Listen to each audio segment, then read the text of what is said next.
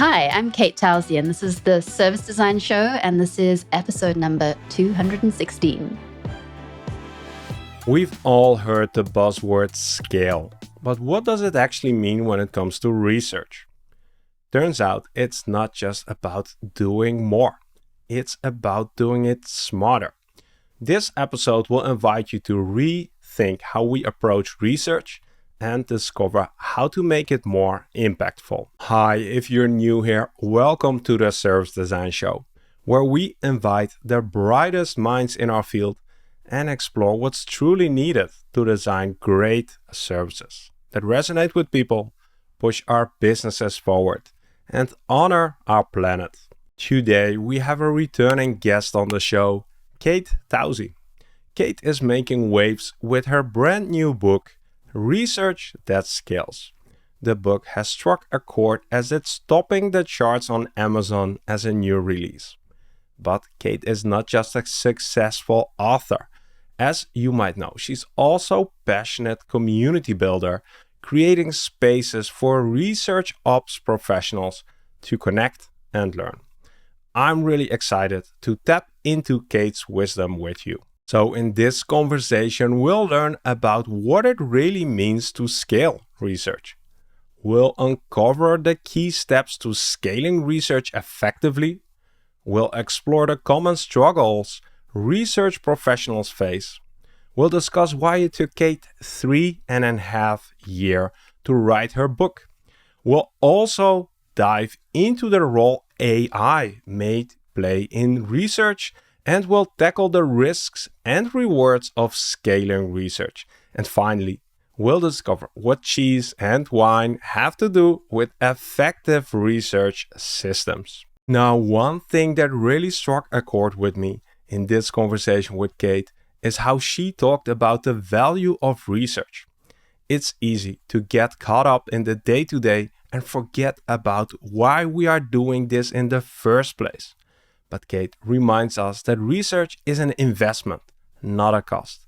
Whether you are a seasoned professional or just starting out, this conversation offers valuable insights on how to make your research efforts truly count for users and for business. All right, let's dive into this insightful conversation with Kate Towsey, and stick around to the end because I'll be sharing some closing thoughts and key takeaways. I'm your host, Mark Fontijn, and you are listening to the Service Design Show.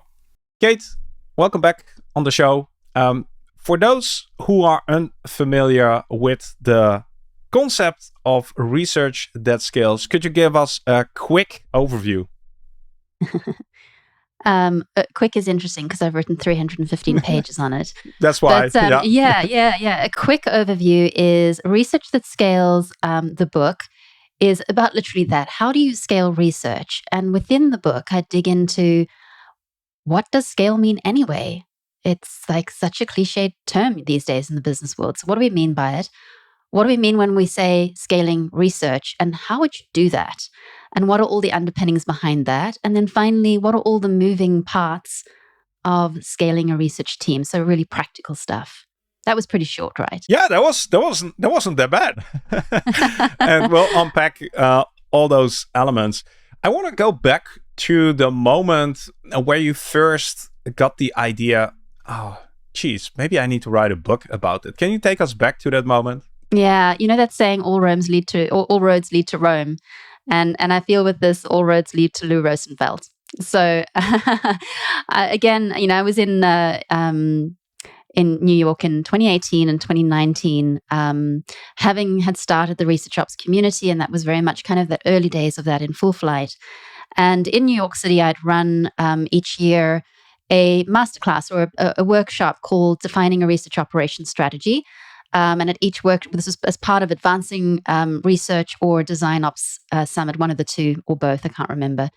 And at each of these workshops, 50 research leaders, oftentimes directors of research at various companies around the world came. And it was just amazing to see all the energy around research operations. At some point, Lou Rosenfeld and I went for a walk along, I think it was the Hudson River. Anyone living in New York could probably correct me, but on the Dumbo Brooklyn Bridge side. And I will never forget at some point going past, there's a big merry-go-round thing near Dumbo. If you've ever been to New York, you will know it. And he said, have you ever thought about writing a book? And it would be amazing at this point to write a book about what is research operations? How do you do it? What are the next steps? How should we be thinking about this? Bearing in mind, this was 2019 still. And I have spent a lot of my lifetime writing. I was a script writer in radio production. As a content strategist, I focused a lot on tone of voice and content strategy, and obviously also the more technical aspects of it. And I'd always wanted to write a book, always. It had been a dream from a very young age. So to be even offered this by someone like Lou Rosenfeld, who for many of your listeners will know owns Rosenfeld Media, I just thought, wow, what an opportunity. You don't turn that down. So in 2020, I went through all the proposals and did all the back work for it and signed up to write this book, thinking very naively, I thought, I'm pretty good at writing blog posts. And this is basically like 12 blog posts, 12 chapters. And I can spit out a decent blog post in a few weeks. So, maybe it's going to be 6 months, 8 months to write this book. Putting the pandemic aside, which hit pretty soon after, it took me 3.5 years to write the book. But that's how I came to write it. What took you so long, Kate? Well, some of it was I got COVID in between, and then I got long COVID, and my brain literally fell apart. And for 6 months, I really couldn't form a sentence properly. So it's now fully recovered. As you can hear, thankfully, I can form sentences again. But the other thing was that when I started writing Research That Scales, research was the world was having an amazing time, especially in tech. Anyone who's been working in tech for the last 5 to 10 years will remember a time when there was just this sense of tons of headcount and, you had to work for it, but still it was there. Snacks galore. The fancy snacks in offices and amazing trips all over the world and swag being delivered left, right, and center. And research was scaling. It was booming. And so I wrote my initial first draft of the book was really for this world where research was doing incredibly well. But come 2021, 22, certainly 23, and anyone who's been anywhere near to tech, many of your audience members will be right on top of it. And for the research world, there have been so many layoffs, and there's really been an absolute push to question what happened? What are we doing? It's the economy, but also we're mixed in with this, and how can we become more resilient in the long run? So last year, 2023, around about March, I handed in, maybe a little earlier than that, I handed in a full manuscript of the book. And I got some really great feedback, which was, it's great.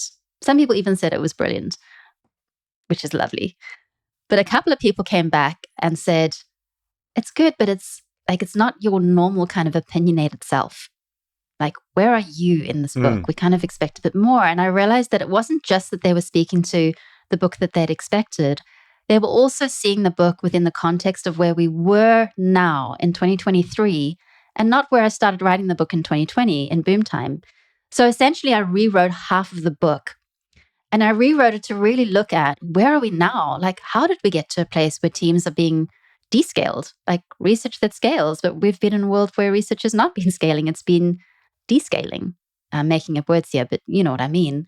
And so it's a lot more provocative. It's a lot more to the point about how do we strengthen ourselves and become more resilient as research leaders. And I include research operations in the title of research leaders so that when the next economic downturn comes, because it will, because it always does, it's just the nature of modern life, we can maybe not thrive, but survive through it in really strong ways. And when there is an upturn in the economy, we absolutely thrive. I'm happy that the book is here. It's doing quite well, looking at the recent numbers. I'm very curious, when you started writing the book, did you have an ideal reader in mind? And did that change? Did it evolve over time as well? It did. And just as a note, I was very chuffed today. I saw that the book is #1 new release in HCI, Human Computer Interaction. On Amazon. And if you look on Amazon, thank you. And if you look at the other books that are in there, a lot of them are artificial intelligence books. And I thought, this is great. A book about system design, about service design. about process is beating kind of the new tech, which is, I think it's the order of things and how they should be. How it should be, yes. Yeah. Humans first. Humans first, exactly. Humans and systems first, and human-orientated systems first. So when I first started writing the book, my audience is sort of my immediate audience was very much researchers and research leaders. But again, over time, from 2020 to now, that has evolved significantly. And over time, the language that I used in the book evolved significantly. And that's because with how research has evolved to become more and more, I'm going to use that word that everybody either chooses to love or hate, democratized. The more that research has been done or utilized by different disciplines across an organization. So to put some meat around that, product teams who have often got product operations folks around them, service designers, your primary audience are doing research all the time and really have been for a very long time. Content strategists, designers, visual designers of all types, UX designers, customer experience people, marketing folk. There's so many people in organizations now that get involved in customer research or have for a long time that I realized that really I needed to use a language that didn't ostracize someone who wasn't in a pure user research or customer research role from feeling at home and reading the book. So I started to weed out lots and lots of usage of the term user research and instead just say research practice. Mm-hmm. Because you can be marketing and have a research practice, you can be design, service design, so on and so forth. The list is long, and have a research practice. And what's interesting is since making that shift, I've met research scientists who are interested in the book, people working in universities who are really interested in the contents in terms of how do they manage their research operations in universities. And so I'm really curious, the people who are reading those books, I've got a few people I'm in touch with to find out, have I achieved the goal of helping them feel welcome most of the way, if not all of the way? Nice. I applaud choosing language that is more inclusive. I see that's the same thing happening around service design. This is my rant, but I've really stopped using the term service designers and rather focus on service design professionals or the service design field, because a lot of people can and are doing service design, and the same goes for research, right? You don't have to have a qualified title to actually do meaningful research. At least that's my assumption. One of my biggest problems with writing the book, and it's something that could potentially have tripped me up, and you might never have ever seen a book, was getting stuck down philosophical rabbit holes about, like, you kind of start, it's like when you pull on a thread of a sweater and you're thinking, well, what is research actually? And then you think, well, research is really about knowledge, like the primary asset, that everything about research is all about knowledge. And so then, well, what is knowledge? And then you start to look at, like Plato and justified true belief, and Gettier, who kind of justified true belief and all the philosophy around that. And there's just so much research around that. You can do that as a thesis and get stuck in that world forever and never come out. So I had to step back and just be satisfied with going, well, research is about knowledge. And really what we're dealing with here is knowledge systems, and leaving it at that instead of going into a long question of like, but what kind of knowledge systems, and getting too stuck into the philosophy of it. We sort of brushed over it, but I think we need to get into a very important topic. I'm curious if we flip it around. The title of the book implies research that scale. That means that there is research that does not scale. What type of research doesn't scale? It's such a good question. I'm going to step back a bit and get to that, because there's a cheeky reference that's related to this in the book. As you said, the title is Research That Scales, but the first chapter is Research Does Not Scale, Systems Do. So the argument that I have is that because research is knowledge, and to your point earlier, which I must remember to close off, is just as you don't use service designers, you use service design professionals. I'm even looking at, are we just knowledge professionals with a particular skill for researching, and everybody else is about, they need to be knowledge absorption professionals or something, and like, what are we really trying to do here? And And so when you look at research as an asset, knowledge is invisible. And so when you look at information scientists or information scientists who write about knowledge, they really talk about knowledge being indefinable, invisible, because it sits in our brains, in our nervous system. And then we hopefully act on that. And it's the action that then creates something tangible again. And knowledge is codified. So what we see as knowledge is actually just the codified version of it, whether it's on a piece of paper or wherever, in a Word document or you name it, in a photograph. And so really what we're looking at then is you cannot scale something that's invisible. It's not possible. But what you can scale is all of the actions and interactions that happen for knowledge to be created, shared, and used.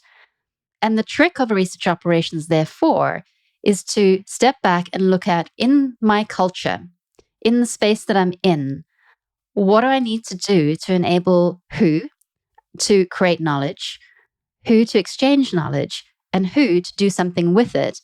And what are all the systems that I need to enable those actions to happen, to enable people to commute around the system to be able to create those exchanges? So we're scaling the research system. We're scaling the research system, but more than that, ideally, the system is scaling the interactions that are happening. So, can you give an example? Yeah. So interactions between a participant and a researcher. How do we get, or anyone else who wants to spend time with a participant? How can we create the ability to find the right people to speak to? And what systems are needed so that people can commute together?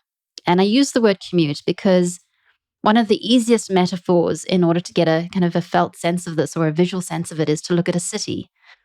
A city is a perfect analogy for research operations. Essentially what a city is people moving around to exchange and live. But all our lives are about exchange. We're exchanging right now, and we have a bunch of systems that are set up to be able to do that. Within a city, people commute from one place to the other to meet a certain group of people. You go to the office. But there's a whole lot of systems set up on the way to enable you to do that really easily, whether it's to go on the metro or the underground in London, or get on a bus or get on your bike and go down the nice bicycle paths to get there. There's traffic lights and licensing and training and a bunch of stuff that enables you simply to meet another person. Participant recruitment is very much the same thing. How do I enable more and more people to meet with the right people to be able to do research? Once the research is captured by the researcher in their minds and in their nervous systems, how do I give them the ability to write it down in a way that is going to be distributed as best as possible and also saved so that people can find it in the long run? And so there's basically, again, just knowledge commuting around the place. Does that make sense? Yeah, so far so good. Anything you want to add to that? I think that's enough. Okay. For now. So it's the flow of knowledge, or let's say the flow of knowledge. It is the flow of knowledge. That's much more succinct. Sometimes I get lucky. So when I was thinking about this, I was wondering, what's enough? How far do we want to scale? And why do we want to scale? So a few questions wrapped up into one, but let's start with, what's enough research? Yeah. Well, that's really for someone to decide within the organization. Because again, it's easy to use. We need words to be able to just point at vague things. And research is one of those words. Like, it's pretty vague when you start thinking about it.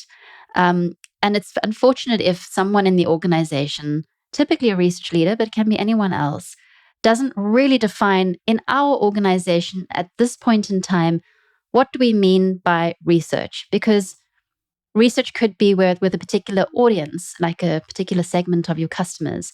It could be about a particular feature, which will often tie to a particular segment of customers. It could be for C-suite or the founders or CEOs or whatever. It could be for the designers. It could be for the service design professionals, and so on and so forth.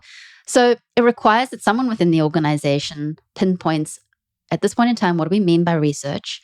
And therefore, in that context of this customer, for these reasons, what is enough? All of that really points to a very, very important word in all things, but certainly in the research space and in research or any operations, and that's strategy. And I have a real, like, it's so interesting. Strategy is such an interesting part. Like, it's part and parcel of every really, really good decision, I believe. And yet, what so often happens with strategy in the business world is that it's overcomplicated and actually becomes useless through this like overcomplication of it.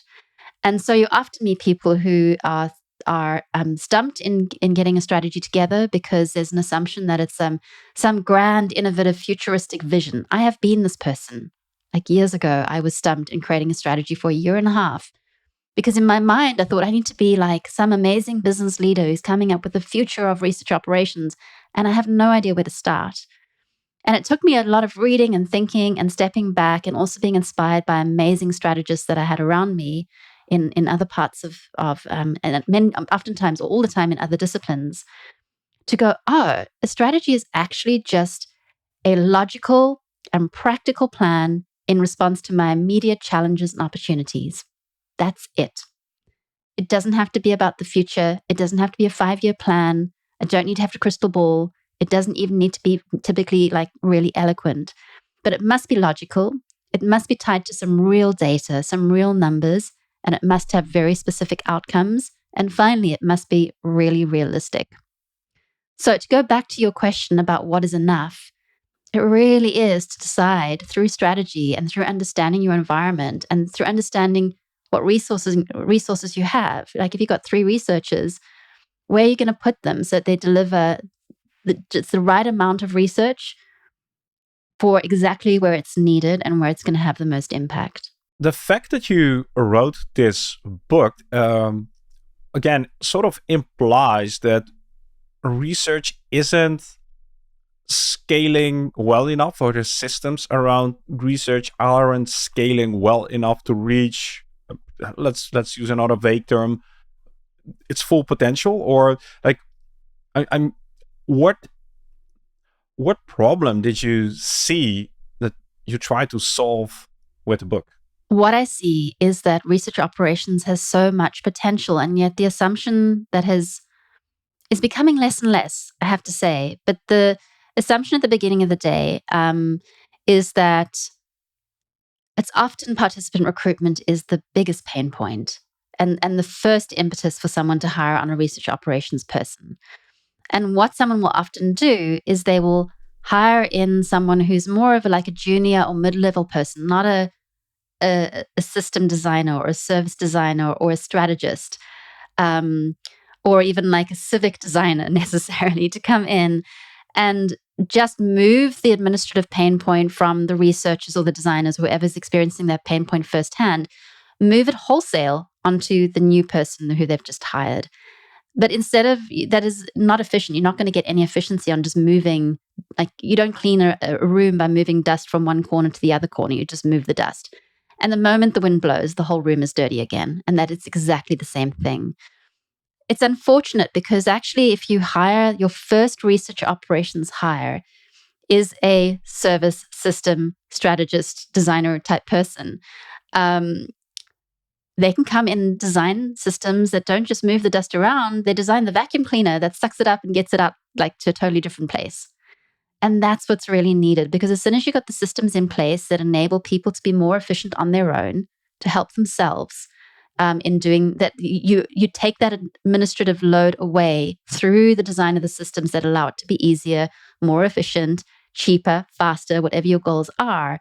Now you've got a system that can actually scale the impact of research because you're giving people more time, or you're creating the ability for more research to happen, or you're more focused on where that research should be happening, is the addition to that. You mentioned the impact of research. Like I'm trying to pinpoint the current bottlenecks. So is it around like maybe it is just about gathering more data, or is about getting more people inside the organization exposed to the available knowledge? Like what makes us say that the way the system currently is operating isn't efficient enough?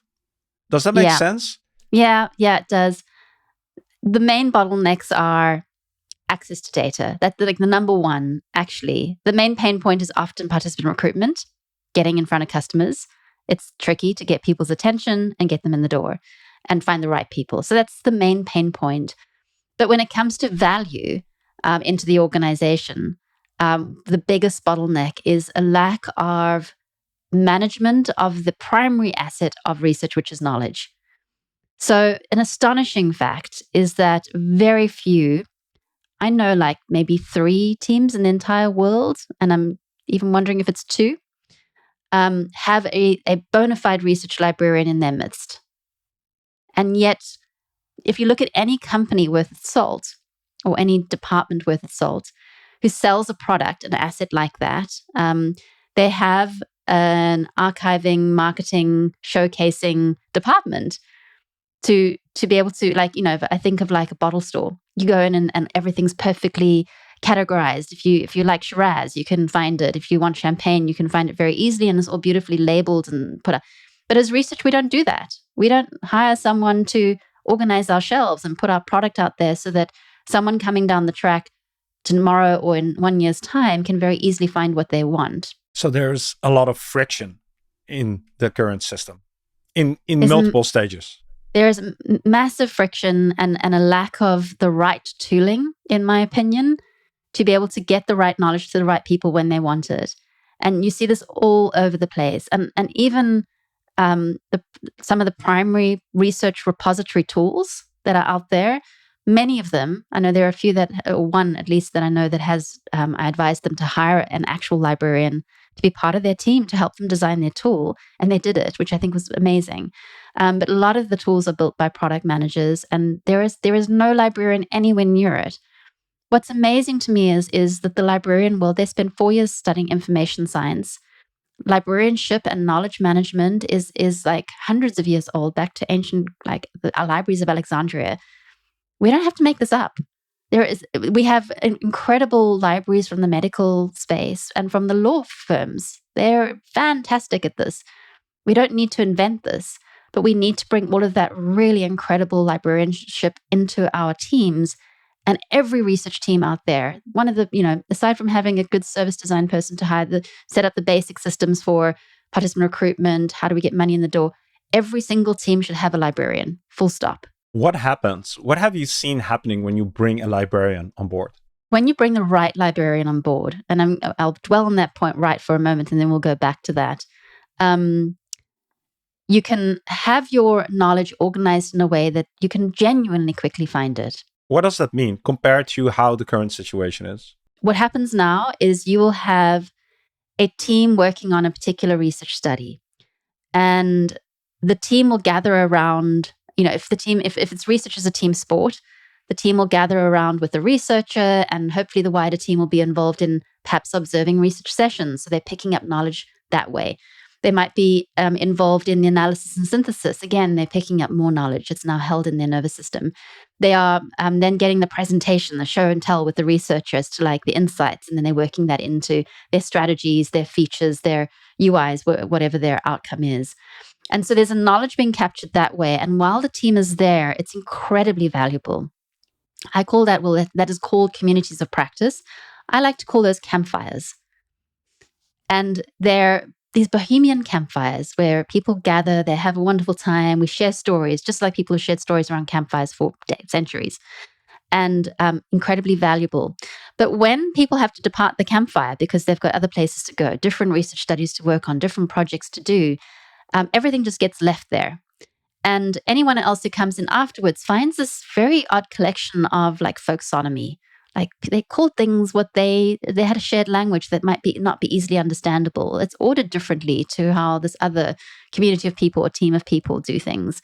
And so it's not that useful or findable, or it just blows away in the wind, or gets stuck in or it just burns away. It's no more useful. So what a librarian needs to do is come to that campfire and pick up all the most amazing, long-living assets that are developed out of that, and catalog them in a centralized taxonomy, which is widely the kind of taxonomy you'd have in a supermarket. We all know when it says cheese, what that means, or the dairy products down there. And so they give it the centrally controlled taxonomy that no one else touches, that is that is broadly understood by the organization. And therefore, those long living assets can be found very, very quickly by someone who pops in. Maybe they were part of that team and they're like, oh, 3 weeks ago, we had this thing, and they can find it. Or a year down the line, 2 years down the line, or 3 years down the line. And I've seen this happen firsthand when you have a really good librarian in place to kind of centrally manage that part of the knowledge management process. I would love to also dive into like, okay, we have the supermarket, then how do we get people to actually consume it? But let's park that for a second because I'm imagining this taxonomy and the work of this librarian. There is a lot, it seems to me that there is a lot of interpretation going on there. Like with cheese, well, I'm sure you can debate if something like there are gray areas whether something or not is cheese, but with knowledge, it's even more vague. How does that process work? It seems very subjective. Maybe it is. Maybe it's a good thing. I don't know. A good librarian, just like when you go into a library, like an actual physical library, and you want, I don't know, like I'm thinking children's books, and there's a general area for children's books. And then within that, they might have, or a bookstore, you have like subcatalogs of like, cooking's an excellent example. There's the cooking section, but I'm really interested in Mediterranean. And then there'll be the Mediterranean section if it's a big enough bookstore. A good librarian can create a centrally controlled taxonomy, and they will look at, and they will constantly maintain it also, by the way. It's not just like, oh, I've created a taxonomy once, now it's done. All the time they're maintaining it. And it will cover things like, could be products, could be departments. And usually it's all of these things, by the way. Products, departments, customer types, whatever things, that tags that they ascribe to allow someone to take I'm interested in light bulbs. Okay, I'm interested in the customers who like blue light blocking light bulbs. And so they will be able to set these very specific parameters up to be able to find things, just like the taxonomists who design the supermarkets, who design the libraries. Or online, like big web stores like Amazon. The comparison to Amazon is an interesting one. Years ago, maybe 2 decades ago, I have the book here next to me. Everything is Miscellaneous by, David Weinberger. So it's hard to have a hierarchical structure when things can have multiple labels, usually have different labels. Again, in a library, it's quote unquote easy because those sections are pretty well defined. With knowledge, I can say like this belongs to like 20 different things. So you get a more or less a network kind of structure of knowledge rather than a tree kind of structure, right? Is that a correct assumption? I think that's pretty good. I'm hesitating purely because I'm not a librarian. I hire librarians because they're so good at what they do. That's the only reason I'm hesitating. And when I was at Atlassian, I hired an incredible librarian. I speak about her often, Alison Jones. And she, when she arrived, she had zero experience in the research space. Now she's highly expert. But she came from 20 years of law librarianship. And was able to apply that with masterfully into the research space. So yeah, you're right. So there are people who know how to do this, and like you said, we don't need to figure out. I just need to get the right people here on the show. Yeah, okay, so, but you bring up an interesting word, and that's right. And I dwelt on right earlier. The right librarian. Something I discovered, and if there's any librarians listening to this, they might want to find my address and come and harass me. But what I discovered when I was looking for a librarian is that many librarians will do their library degree. And they will often get a job in a big library. Let's just go for like Harvard Business School library or whatever. And they don't ever set up a taxonomy from scratch. They basically are just administrating the existing taxonomy, and they're doing a lot of IT support and training as part of their role. So when a role like at a big tech company comes up it's very exciting, but very few librarians have actually practiced those skills. And so the trick is, if you are going to do this, what we need more and more librarians who come out of library school and really inaugurate libraries. They know how to build a library up from scratch. Alison was one of those very unique people who had inaugurated 2 digital libraries in her lifetime and now has done the 3rd.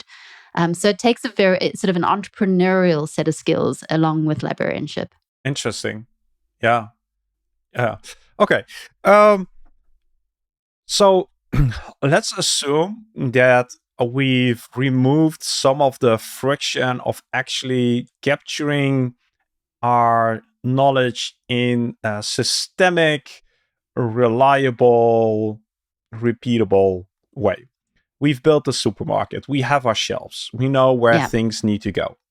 Um, I'm going to guess that this isn't a case of build it and they will come. So, like, how do we get quote unquote customers and how do we get them to use our knowledge library, our research library in the most efficient way? What do we need to do? This reminds me of Google. One of the reasons that Google has been so successful, when I say Google, I mean the search engine part of Google, is because when you go to Google, you get very good results. Like a lot of the time, it's got some relevance, and if it's not immediately relevant, you adjust something, and you kind of get there pretty quickly. And it needs to be the same with a library. It's a search system. And so when somebody comes to the library, you do your advertising, your rollouts, your road shows, all the things you need to do in order to get the library in front of the right people. This is a side step, but if you've built your library, you should have a strategy around your library. Don't just build a library. Are you building your library so that C-suite can come and get everything they need to develop strategies? Because that would be a specific audience and you'd need specific kinds of language and service for them. Or are you building it for the entire organization to be able to find out what the latest news is on XYZ? So make those decisions early on, prioritize who your audience is and work from there. But let's assume that you're going for designers, research, product, just everybody in those teams, a very broad audience. You're going to do roadshows, you're going to get everyone to understand the libraries there. But once they come, they need to have a really good experience firsthand, that they can search for something and they're going to find enough content in there to make it satisfying. What's interesting about libraries is that you need to build up community around the library. You need to have enough people delivering information into the library so when someone searches, they get something back. Because if they come and search something and every time they come and search, it just goes, we don't have any reports on that, they're not going to come back again. One of the ways of getting around this in your early days when you're building up a library is, again, the librarian can take on a role of delivering like a literary review service, or even just like a referencing service. So say, Mark, you come to my library and you want to know about latest podcasting technology that we've researched. And we don't actually have that much about it. Imagine that you go and search and you come up with nothing, and you do this a few times and there's nothing. But the alternative experience is you come and you ask a librarian, what do we know about the latest podcasting technology? And someone personal comes back to you and says, hey, Mark, we actually don't have any research available right now, but there is a research project going on in this part of the organization about this, and we're going to have a result in like a month's time. Your experience is going to be so much more satisfying, right? Yeah. Over time then, once your content builds up and you've got enough content in all your buckets to create a self-serve great experience, then you can start to pull some of that kind of concierge service out. But like any startup, very often startups start with the concierge, I'm terrible at that word, experience, to be able to make sure that there's a good experience right out the gate. You mentioned something that I think is also very important to highlight. The inflow of new/fresh knowledge. That doesn't seem to be baked into the current way research is approached. Again, it's not my area of expertise, but like, is that also a system that needs to be designed and put in place? Absolutely. It really needs to be very carefully looked at. And sometimes it can be quite emotional for a researcher. You get perhaps emotional is the wrong word, but you get a sense of, you create a culture with your team. Hopefully it's a really nice culture. You create, you share. And then I've met researchers, and now I'm speaking from research I did in 2013, so quite a long time ago. And in one-on-one conversations with researchers, they said, I would love to see everybody else's research and their working pieces and everything. But then when I said, well, how do you feel about putting your research into the library? And there was suddenly this sort of fear of like, well, I want to see everybody else's, but I don't want to show them mine because I'm scared that I'm not going to look like I'm standing up to the quality that other researchers are coming up with. So there can be this fear of performance in putting into a library. However, once the library is moving, in my experience, when it's showing value, like any social network, when people get used to posting and then they can see that their content's being used and there is like reuse of it and it's pitching up in parts of the world that they didn't think it would be seen otherwise, it's rewarding to see, and then you're encouraged to share. So you do need to set up systems to both move the content itself into the library, but also reward systems for having made that effort in the first place. Have you seen examples, and so could you share them with us, where you see the thread being pulled through all the way? So from doing research, embedding knowledge in a library, somebody who's working on product or service development, extracting that, and then actually seeing some research like having a meaningful impact. Because I feel that that's often like lacking, and you get the feeling that you're doing research for the sake of doing research. I haven't actually seen that, and I wonder if it's even not in that linear sense, at least. And I feel like knowledge and learning, it's so difficult. You can't parcel it up. Like when we're learning, we're constantly picking up new things, and we might have an idea. I mean, very rarely is an idea actually truly original. I mean, this is a philosophical debate too, but because we're picking up lots of things from things people have said or from ideas that we've read somewhere, and somewhere at some point our brain pops up a light bulb and goes, maybe we could do this.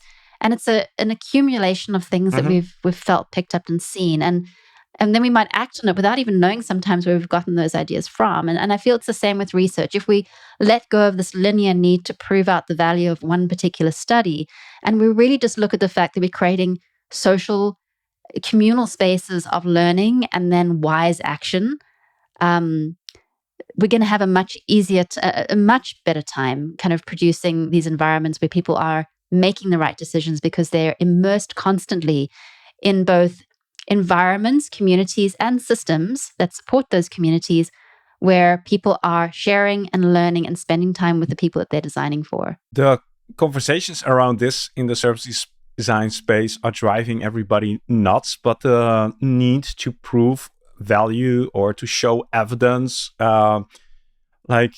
it's an ongoing debate ever since I got into this space in 2006. I'm very curious, based on what you just shared, how do you experience those conversations? Like, okay, if there isn't a direct correlation or causation between the research that we do and the stuff that we put out, how can you justify the value or the importance or the investments that are being made in research? I'm sure you must be getting this question quite often as well. There's an entire section on this in the book. Give us a summary. What it's really about is in an organization, in typical business parlance, and any CEO worth their salt will have a sense in their mind of where their profit centers are and where their cost centers are. 99% of an organization, actually I was speaking to my husband earlier, he works in sales, and he was saying generally 5%, he's in big pharma, 5% of the organization is sales. In big pharma, it happens to be a lot of them are marketing. But it's really only sales that are the profit center. They're the people who are bringing money into the organization. And that's interesting, actually. He was saying that they get like tons of training money thrown at them because they're the ones bringing in the money. But a lot of the rest of the organization is a cost center. Typically, research in the traditional business sense is seen to be a cost center. Researchers aren't there to bring money into the organization necessarily in the purely business sense. So then what is research? Well, there's some people have played with the word of profit and cost center and gone, well, you can become a value center. Even if you're a cost center, you can position yourself so that your value is seen. Now, when it comes to knowledge, value is perceived. You can't, I think you're chasing a difficult line if you're going to try and tie this one research study or this thought within the research or this insight or whatever to this customer, this enterprise bought this product and they spent $5 billion with us. Yay for us. Mm-hmm. Because even there's been engineers involved and designers and millions of people involved to get there, including the salesperson. It's a system. Yeah. It's the system. So forget about it. Don't even try. You're wasting your time. CEO, when they're looking at their ledger, their general ledger for where money goes in the company and who's giving, It's all driven on perception when you're a cost center. And so what your real work needs to be is, how do we improve the perception of research in the organization? And a lot of that's to do with, how do we get knowledge into people's minds? How do we make sure they know where it is coming from? It didn't just magically arrive. It does come from the research organization or the service design organization or whoever's doing this amazing research. And how do we empower people in a way that they perceive research to be trustworthy? They know they can trust this knowledge, which makes it therefore useful. I can actually act on this and feel that I'm going in the right direction.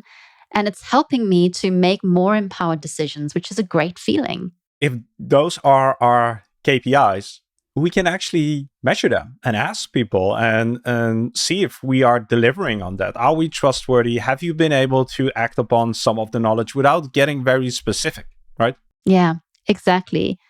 Actually, I saw a great LinkedIn post the other day, and I can't remember who to reference for this. I could give it to you if you've got show notes. But he said KPIs, or I think he said PKIs or whatever, but it can be a K for knowledge and P for people and I for inspiration. And I thought that was a really nice, a brilliant twist on it, to go, well, these actually are the things that even drive success in a goal. There's one thing that we haven't addressed yet. Maybe it's the elephant in the room, and especially nowadays. What's the role of AI in all of this? Somebody might be listening to our conversation and say, I don't need a librarian. I'll just throw everything in an AI system, in a black box, and I'll just, like you said, I'll just search something and the AI will spit out the knowledge that I need. I just need to make sure that it gets fed with fresh data. What's your take on this? My take is that we're so early in that journey, and it might be that in a year's time, I just don't know, in 6 months to a year's time, there might be some amazing tool out there that has lived up to the promise of AI, of that ability. I know that there are tools right now, repository tools, who are building AI first. They're becoming AI first tools, and they might have done something incredible. It's not quite launched. These things are still launching. That does wipe out the need for a librarian, but I haven't seen that yet. Secondly, I just feel at the moment that you always need the human in the loop, and a very smart, the human in the loop. What? Yeah, what's the added skill? And it's that the categorizing and the understanding of what is this versus that. Because I don't know, with just natural language searching, that you're always going to pick up on. Let's go back to the supermarket idea. We had the liquor store, actually. We were in let's stick with the cheese, right? You can talk about cheese and never mention the word cheese. You can get away with that. And I just don't know that in the natural language and reports, unless researchers are trained to write specific keywords, that without good cataloging, that artificial intelligence is going to pick up on all the relevant things. I do, which is what the job of a librarian is to catalog and make sure that even things that don't explicitly say cheese, but are about cheese, are in the cheese category. Mm-hmm. So what I do think AI can be good at is summarizing and answering some questions about things, and it will get better and better, I'm sure, but I just don't see it replacing everything right now. I could easily be wrong. Is there, maybe you have a section about this in the book. I haven't been able to read it yet. I have a copy, but is there a cost to scaling? Are we giving something up by scaling these systems? I one of the things I really thought about was scaling is not always necessary. You don't have to scale. Just because I've written a book, Research That Scales, doesn't mean that you must go and scale your research. It might be that actually the levels that you're working at right now are great, and they're going to be great for the next 3 years. Setting up scalable systems is expensive. It takes a lot of skill. And if you don't need to scale, don't do it. It's not necessary. We're setting up systems that are scalable. And I'll go back on that because that's a very important point. Where that's useful and where that investment is worthwhile is when the organization is growing, funds are coming in, more customers are coming in, more people to do research are coming in, and you're not able to keep up, or you're looking down the line, you're going, we're not going to be able to keep up with this. This is when you invest in a designer, strategist, leader of some sort to come in and design the systems that will scale. I dwelled on the word scale, and when I first started writing the book, it was called Research at Scale. And then I got really thinking about the words that we use around scale and the clichédness of the word scale. And research at scale is one of the most ridiculous of them all, which is why I changed the title of the book to Research That Scales. If you're working at scale and your scale is at this point 10, and you say, we're working at scale, congratulations, you're working at 10 and you're going to stay that way forever. Like, not a bad thing if that's where you want to stay. At scale just means you're working at the scale that you are, and your systems are set up to maintain that scale. People often talk about we're at scale. But what you really want to be doing is setting up things that scale or are scalable.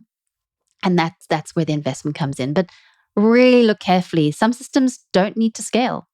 They're just fine as they are. And the premise here is that if you follow the advice of the book or any other advice, you will be in a position that allows you to scale if necessary. You can ramp up.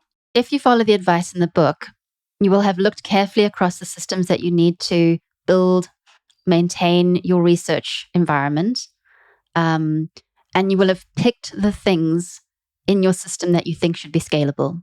And then you would have stepped back and you would have very carefully designed those systems so that they actually are scalable, which means that they are proportional, they're repeatable, and they can be, you build systems so that they can be constantly repeated, or they can empower people to use repeated elements in order to create completely unique things. A good example of that is houses.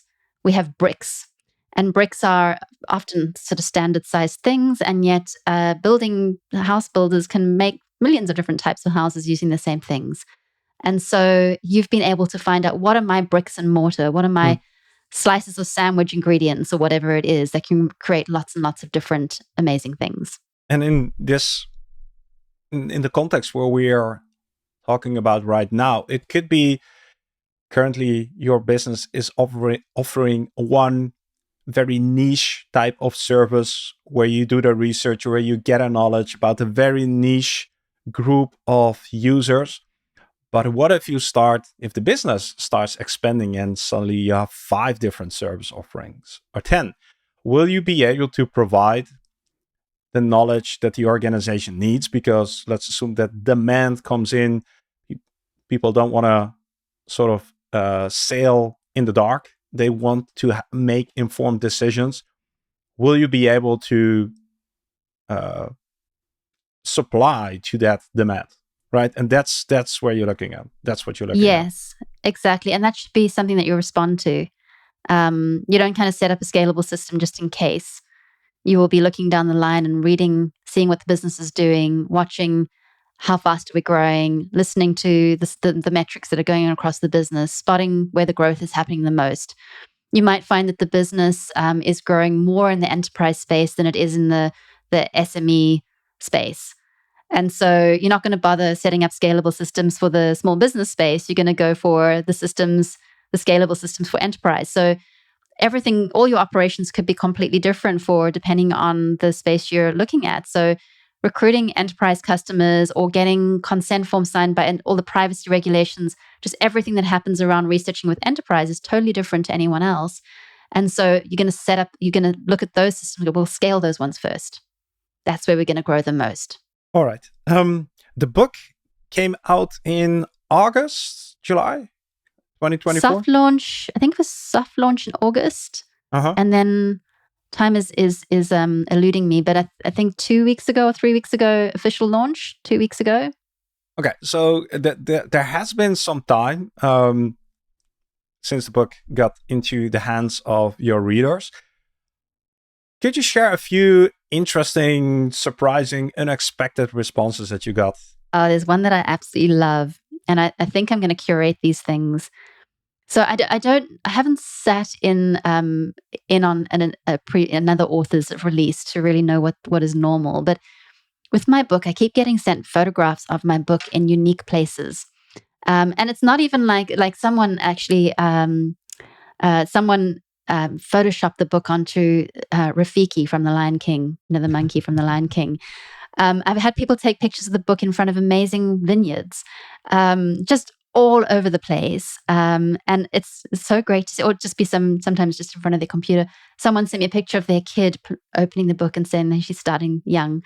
And so I'm actually thinking of collecting all. There's about 20 of them or something, hopefully more to come, and putting them onto an Instagram page or something. I have to decide. But that's been a really fun thing that I wasn't expecting.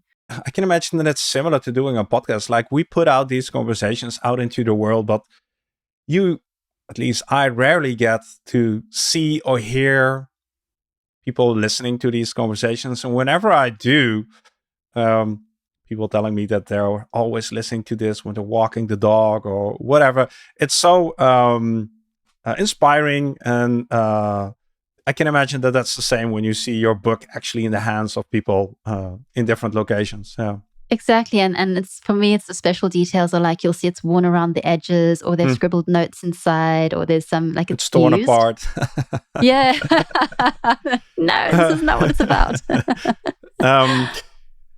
You are planning to do masterclasses in 2025. Could you share a little bit more around that? Yeah, I'm going to be running masterclasses worldwide, and the masterclass will be about how do you define a research operations strategy. And so what it will do is really bring to life for whoever attends the contents of the book, and we'll work through how does this actually apply in your world. And at the end of the day, you'll walk away with a map that you can progress around. What do you do next? Out of all the things you could be doing and could be scaling, what do you do next? I'm still finalizing dates, but in January on my website, katetowsey.com, all of the details will be up there. I've also got a Substack that I'll publish the details on as well. And at the moment, we'll see what lands actually, but it looks to be Singapore, possibly Dubai, absolutely Paris, that's booked. I think it's the 5th of June. I think it's the 19th of June for Amsterdam. London is looking to land as well. And then I'm hoping to do a couple in the States, San Francisco and New York. So that's going to be a really exciting little adventure. You could also call it a book tour. Yeah, it's kind of like a book tour as well. Yeah. And they're going to be small workshops. I'm keeping it to 25 people in a workshop, so there's a lot of space to get to know people as well. Awesome. So you already mentioned katetowsey.com. Are there any other places you would direct people to when they want to learn more? My Substack, I actually don't have the URL in my mind. We'll add it in the show notes. Yeah. Right. Okay, I'll send that to you. And then LinkedIn. You can send me a message on LinkedIn or just watch for posts on LinkedIn as well. Kate, a final question that I'm experimenting with as our wrap-up. I strongly believe that finding interesting and good questions is much more important than seeking the right answer. What's a question that you'd like us to think about after this conversation? I would like people to question where is the community in their research practice? How do they foster community? Like connection, people getting together, people sharing. Because if you don't have that, you're not going to share knowledge. And you're not going to be able to, and the whole, there's no point in creating knowledge or doing research if it can't be shared and then used because it's not trusted. So question what are you doing to actually create a community or a culture of knowledge and sharing and learning? Thank you. That's a good question to ponder on. Kate, this was the sequel to your first appearance. Hopefully we'll be able to complete a trilogy someday. For now, thank you for coming on, sharing, and thank you for creating this book and helping the raising the boat for raising the tide. No, I don't know what to say. Raising the bar. Raising the bar for all of us. So yeah, thanks. Thanks, Mark. It's been a pleasure to be back again. And yes, I'm all in for a trilogy. I don't know about you, but I'm walking away with a renewed appreciation for the power of research. What really stuck with me was Kate's emphasis on building systems that scale. It's not just about doing more research. It's about creating a more efficient flow of information throughout our organizations. And that's where we, as service design professionals, can truly shine. By designing those systems, we can help to unlock the full potential of research and drive real impact. So, a big thanks to Kate for sharing her wisdom and inspiring us to think bigger about research. If you've enjoyed today's conversation, you can do me one big favor. Click the like button on this video and leave a short comment if you haven't done so already. Not to feed the YouTube algorithm, but to let me know whether or not we're on the right track by addressing topics like this. Finally, before we part ways, please take a moment to reflect and celebrate that by joining us today, you have directed your attention towards learning and growing as a professional. So, from everyone who you are going to impact through your work, thank you for taking the time and making the commitment. My name is Mark Fontijn, and you have listened to the Service Design Show.